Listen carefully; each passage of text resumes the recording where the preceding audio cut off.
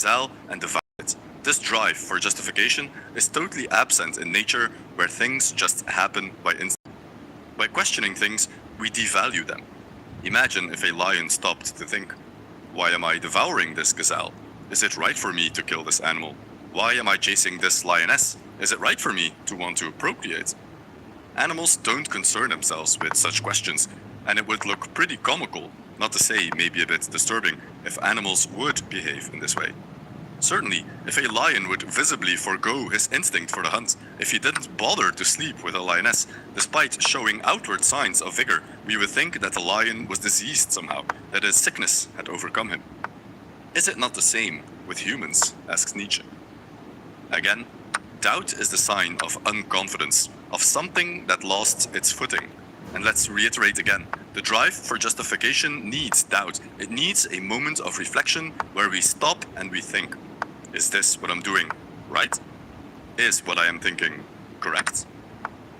Does a lion ask himself these questions? Did the Athenians, before besieging the Melians, ask themselves these questions? Were they concerned with right and wrong, or did they act beyond good and evil? Well, the correct terminology here would be before good and evil. In the Genealogy of Morals, Nietzsche discusses the pre-moral stage of mankind, when the first proto-morality, so to speak, was formulated.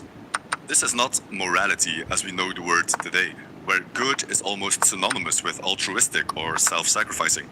No, this is the first good, the original good, the good of the master who takes the liberty to create his own values. The total opposite of what we would call good today, a triumph of strength and unashamed accumulation of power. It has been the good themselves, that is, the aristocratic, the powerful, the high-stationed, the high-minded, who have they themselves were good and that their actions were good, that is to say, of the first order, in contradistinction to all the low-minded, the vulgar, and the plebeian. It was out of this pathos of distance that they first arrogated the right to create values for their own profit and to coin the names of such values.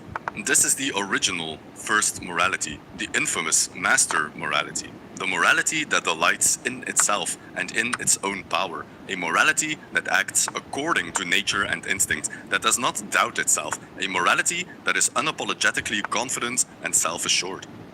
Later on, this master morality, in Nietzsche's reading of history, will become supplanted by its opposite, a slave morality. A morality born out of a negation, out of a saying of no, of denying at the outset all the values of the master class. In other words, morality born out of resentment, jealousy, a fantasy of the powerless to attain some kind of imaginary victory if a physical victory is not possible. And in this resentment also, philosophy is born. From this resentment, Socrates acted. When Socrates questions the noble Athenians, the masters of his time, the aristocracy of ancient Greece, he seeks to undermine their position and their high station. He seeks to bring them down, and he found the perfect tool to do so: the argument. With Socrates, we find the first inklings of slave morality rising through the ranks, seeking to overthrow master morality.